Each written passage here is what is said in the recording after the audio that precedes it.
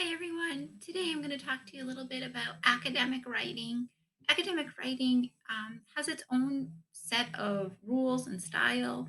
It's going to be formal writing when you put an academic essay together. And sometimes this style of writing is a little bit different than the previous essays you may recall writing. So today I'm going to go over with you both the steps of writing an essay and then also specific rules that tie into formal writing or academic writing. So, when you're writing an essay, you want to make sure you're following five primary steps: pre writing, outlining a structure of ideas, writing a rough draft, revising, and then editing. Sometimes students feel that each of these steps may not be needed or they can eliminate one or multiple steps. However, I can assure you that each step is essential for you to be able to put together the best essay possible. Every step helps you along the way, and oftentimes skipping one of the early steps causes you to do much more work in the later steps. So, I'm going to briefly go over with you what each step entails and why it's important. So, the first step is going to be pre writing. And even when a task is fairly straightforward and you feel ready to start writing, you still want to take some time to develop your ideas before you just jump into writing it. During this step, you generate ideas to write about and you begin developing these ideas. Ways of doing this include brainstorming, clustering, and free writing. One of the most successful ways is sometimes to just free write. What is your topic? Maybe you're writing about social media, so you don't exactly know where you're going to go with it. But if you just free write every thought and idea that comes to mind about social media and you don't worry about if they're connected or not, all of a sudden in front of you, you just have all these different thought processes that you may be able to develop into a strong thesis or even just a strong topic of where you want to go with your paper. The next step in the writing process is outlining. This step is so important. During this time, the writer determines the overall organizational structure of the writing and creates an outline to organize ideas. Usually, this step involves some additional fleshing out of the ideas generated in the first step.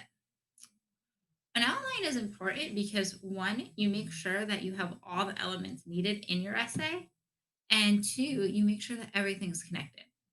So, what I mean by that is when you're writing your introduction, you can make sure you have a hook. What are you doing to call in your audience to want to read this paper? How are you going to attract them to it? What background information or definitions are essential for your paper? And then, what is your thesis?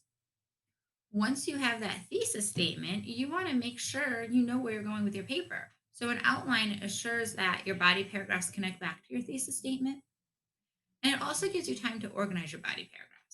Body paragraphs shouldn't just be put together as paragraph, paragraph, paragraph. There should be order to them. They should somehow connect. Or if you're trying to prove your thesis, you want to start with your strongest body paragraph section and then move on to maybe the ones that aren't quite as strong. So during your outline, you kind of get to play around, move things around, and figure out what the best organization for the body of your paper would be. And also your conclusion. You then can look at your conclusion and what you're writing about, and you can think to yourself, what is my goal? Am I calling out to action? Do I want to change my readers' beliefs and thoughts? Do I want them to do something? What am I hoping to accomplish by writing this paper? Why am I putting all this time and effort into it? Make sure you can figure that out in the outline because then you have a thought process of where you're going to go with your conclusion. The next step is sitting down and writing the draft. In this step, the writer uses the work completed in pre-writing to develop a first draft. The draft covers the ideas the writer brainstormed and follows the organizational plan that was laid out in the first step. Sometimes writing a draft can be really difficult because you don't feel inspired, but what's recommended is that you just sit down and start writing. Give yourself a certain amount of time where you just work on it and you get something done.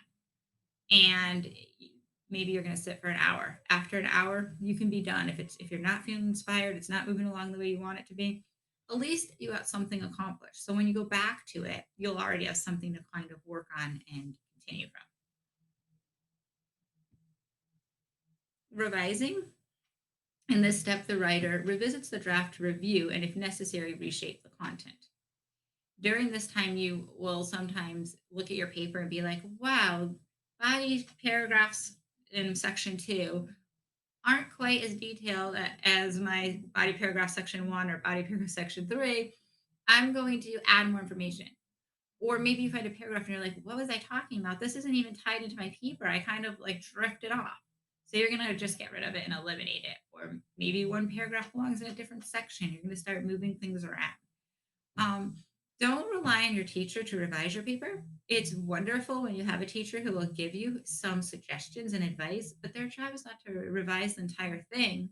And also, you're going to do a much better job revising than they are because you know what your purpose is, what your points are, what you want to say in that paper, and you know how you want it organized. What your teacher gives you is should be suggestions that you look at, and if it's helpful, then you take the time to go ahead and revisit that section and change it. But they're not changing it for you. Revising is different than editing. Editing is when you're looking at word choice. When you write a draft, even when you're revising, don't stress about grammar. Don't stress about spelling.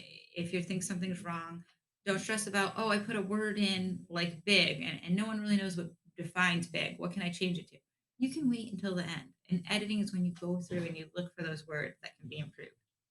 Um, you're going to you could do a spell check or a grammar check if you have it and see what's suggested. But also when you edit to find grammar, read it to someone else or even just read it aloud to yourself.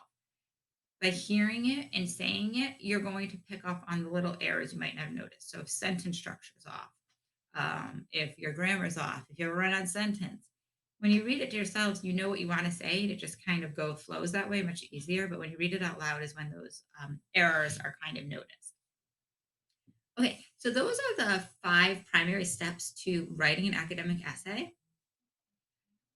However, with academic writing, there are a few other rules, and I just pulled out some of the ones that I noticed errors with the most. So let's talk about these. You want to present information in a factual way. You want to make sure that you don't have any bias. You don't want to tell your thoughts or your opinions. It's much more this is this and this is this. You're giving the facts, you're giving the basic dry information. So, therefore, you're going to avoid emotion words. You don't want to be telling people your opinions or your personal feelings. Um, it also tends to get weaker. If I tell you, oh, I think it's going to snow tomorrow, you're like, oh, maybe it will. But if I say, it's snowing out tomorrow, it's much more bolder of a statement and it's stronger. And that's what you want your writing to be when you're writing academically. You also want to avoid contractions. So, can't should be cannot, won't would be would not. You want to avoid those types of words. That doesn't mean you have to avoid apostrophes. You do use apostrophes to show possession. That's fine to use, but contractions should not be used. Spell both words out. Avoid slang. Slang is going to be abbreviated words or substituted words for other things that you use in your community or society. They're very conversational. And primarily avoid first person point of view. Avoid vague language. Always, almost, stuff, approximately. These words are don't define enough. Tell me how almost. Give me a specific. Tell me what stuff is. I don't know what stuff is. You have to be very specific with your writing. On that note, you also want to use precise language. You don't want to be wordy. For example, instead of saying in close proximity to, just use near. It's basic, it's to the point, it's clear. And then in academic writing, you're always going to have in-text citations and paraphrasing, and you want to make sure that you're acknowledging whose work that you got that from. So you will be citing throughout your paper as well. So those are the basics to academic writing and what's expected in this form of writing. I wish you a lot of luck with the papers that you set forth to write this semester.